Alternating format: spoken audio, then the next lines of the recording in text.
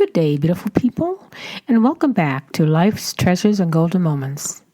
This is Natalie Silva. Hope you all doing well out there today, and I want to wish you all a happy Easter for you that celebrate Easter, and happy Passover for you that celebrate Passover. And I'm glad to be with you here today in this beautiful weekend. And today I want to share a story with you, and it's called The Passerby by Hester Terrialt. And it's a story about encouragement. I hope you enjoy it. I saw him most mornings when I looked out of the living room window. He became part of my day. Slightly bent, he dragged one leg a little. The foot twisted so that he walked more on the side of his foot than on the sole. I guessed he was in his 80s. He wore only a flannel shirt. When I could see his breath against the air on a frosty morning, I wondered if he was cold. While working in the garden one morning, I saw the old man smile and tousle the hair of a small boy who passed him by on his way into school. It's now or never, I decided, emboldened to cross the street and introduce myself. His pale blue eyes enlivened and his face wrinkled in another smile, this time for me. My wife and I are from Switzerland. We came first to Canada and then to America many years ago, he told me. We work very hard. In time, we save enough to buy our own farm. I do not speak English so good, so I pick up children's first readers, and secretly I study until I learn. He laughed.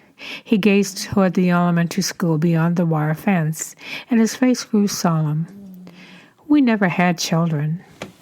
I pondered the conversation in the quiet of the day, touched deeply by the loneliness in his voice as he spoke of the few remaining relatives in his native homeland, distanced not only by miles, but by the lives lived worlds apart.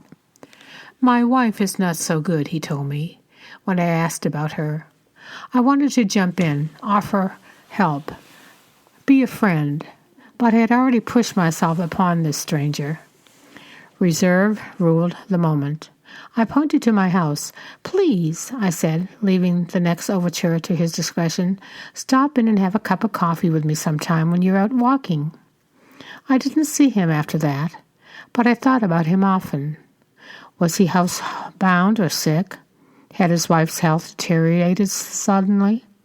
If only I knew his name or where he lived. My invitation mocked me with its impetitude. I had so wanted to be a friend. Months went by before I saw him again. On an errand and only 15 minutes' walk from home, I saw the familiar limp and the swing. He moved slowly, shoulders slumped, and one foot twisted so the heel did not stay in his shoe. His pale face was thinner than I remembered, but his eyes still twinkled, and he smiled in recognition as I reintroduced myself. I learned his name was Paul. I don't walk as far as I used to, he explained. My wife, I cannot leave her very long. Her mind is going.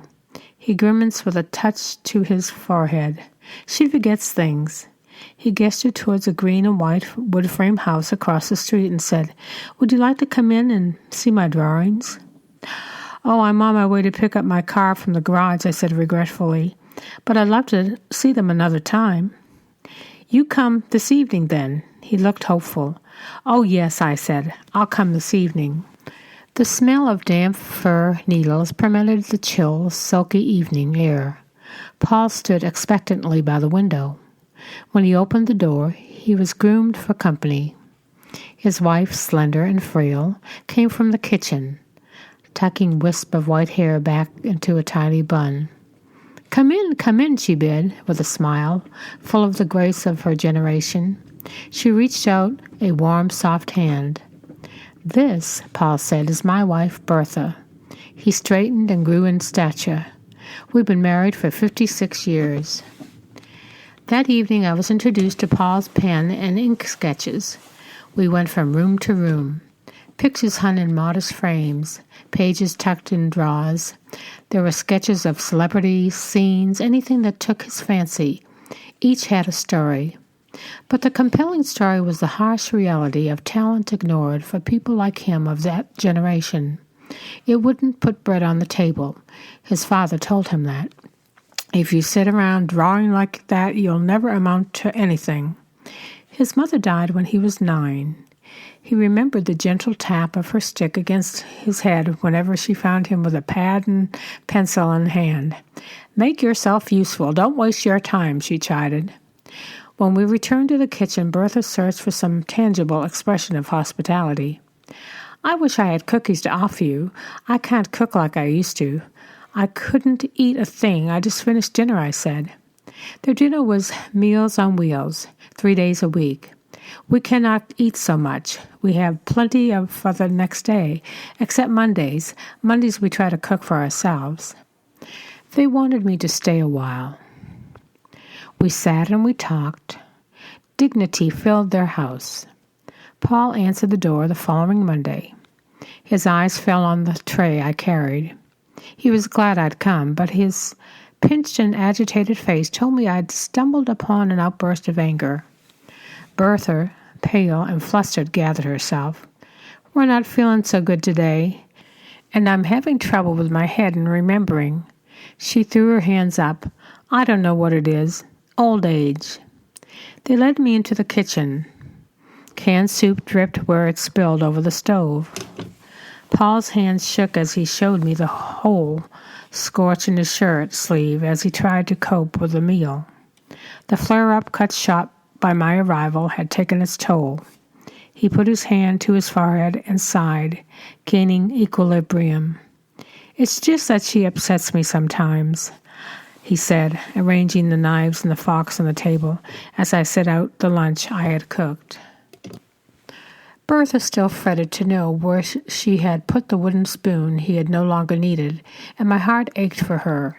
Frailty of age, its irritability, frustrations, limitations, and fears had been too much for them both that morning.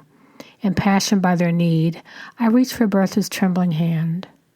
"Could we sit down and pray?" I asked.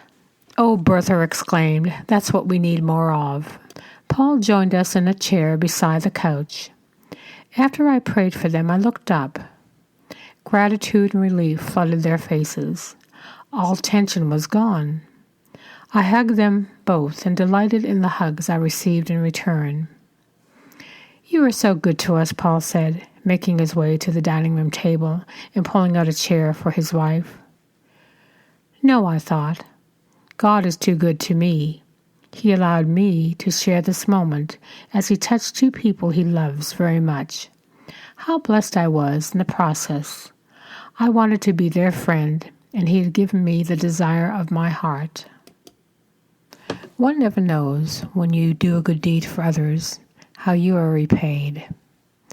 I found a poem here called Legacy of a Friend, and the author is unknown. A friend will strengthen you with her prayers, bless you with her love, and encourage you with her heart. May you be a friend to others and spread encouragement to all. Have a beautiful day and a beautiful week. This is Natalie Silva. Until next time, take care and God bless.